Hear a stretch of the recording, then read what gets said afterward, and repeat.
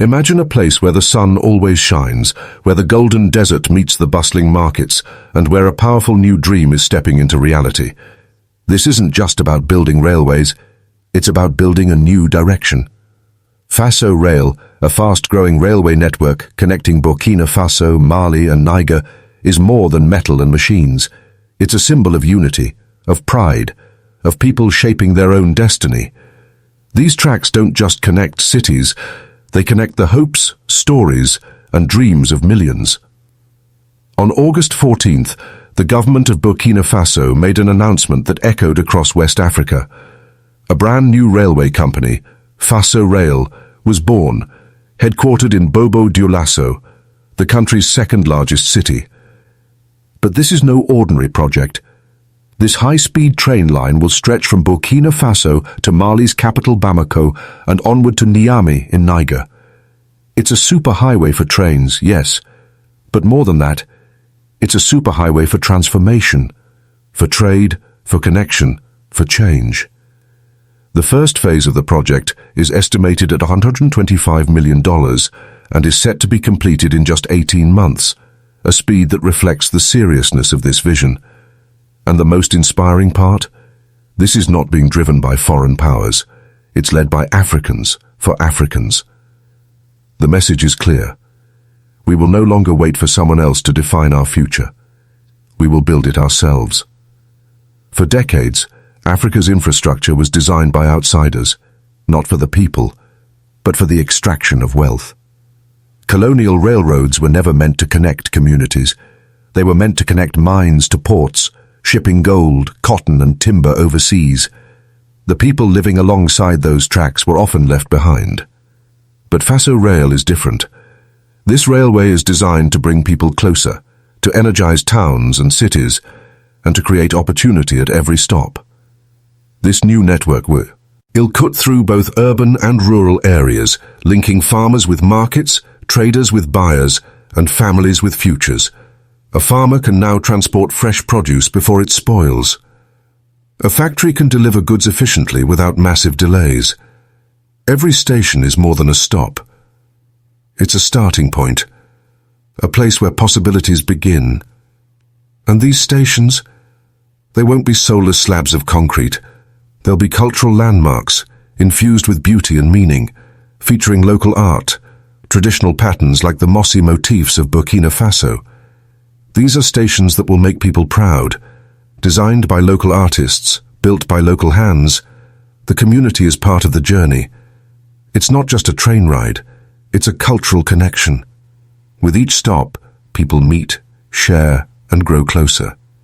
When people feel ownership over something, when it reflects who they are, they protect it, cherish it, and make it last.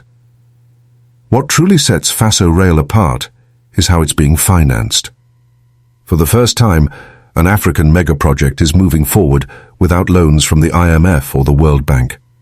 There are no foreign conditions, no outside control, just African solutions. The alliance of Sahelian states, Burkina Faso, Mali, and Niger, are creating a new investment bank, entirely owned by Africans. This bank will be powered by the region's own resources, gold, uranium, and cotton. But even more brilliant is the use of diaspora bonds, a tool that allows Africans living abroad to invest in their homeland. Imagine a Burkinabe in France, finally able to put money into a railway that brings change back home. It's not just about finance, it's about connection, about pride.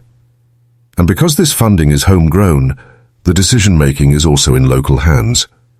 Bureaucracy is being simplified, trade rules are being streamlined, and small businesses are being empowered. Borders that once divided are becoming bituminous ridges of cooperation. Picture this: a cotton trader from Burkina Faso shipping material to a designer in Mali, or a farmer from Niger getting their vegetables to a market across the border in record time. These small connections are the engine of big change, making everyday life easier, more profitable and more united. But Faso Rail is more than infrastructure. It's transformation in motion. Each brick laid, each rail aligned, is creating real-life impact. Thousands of jobs have already been created during construction, and this time, the workers are local. The engineers are local. The benefits stay right where they belong, within the community. And the vision doesn't stop there. Universities and technical schools across the region are now training the next generation of railway professionals. From engineering to transport logistics to operations, young people are learning skills that will serve them and their countries for decades to come. This isn't just building railways. It's building a workforce, a future. The economic effect is just beginning. Small villages once isolated now have access to national markets. A woman crafting handmade clothing can now reach customers far beyond her region. A local business can ship goods in record time with less cost and more reliability.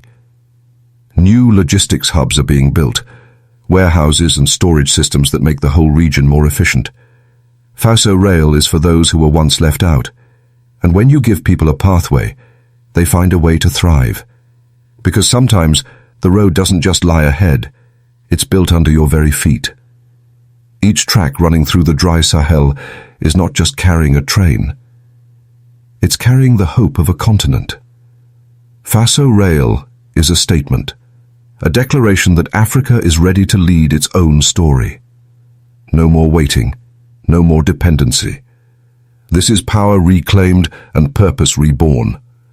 Of course, challenges exist. Resource prices can fluctuate. Sanctions can create roadblocks. Climate and terrain will test resilience. But the vision remains strong.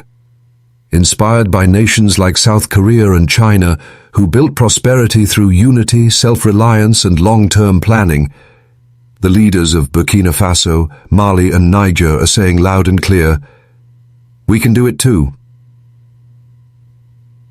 And what's most powerful? This isn't just a government project. It's a people's project. Women's groups, youth organizations, local leaders, all are involved. Each station is more than a transit point. It's a celebration space. Festivals, art shows, and cultural gatherings will bring communities together and make the railway feel truly owned by the people. Because when people see something as theirs, they protect it, they nurture it, and it grows. Faso Rail is becoming a symbol, not just for West Africa but for the world. It proves that real development doesn't require permission from the powerful. It just needs courage, vision, and belief. As the first train begins its journey, so does a new chapter. A chapter where Africa writes with its own hand, walks its own path, and builds its own legacy. This railway isn't just a route, it's a revolution.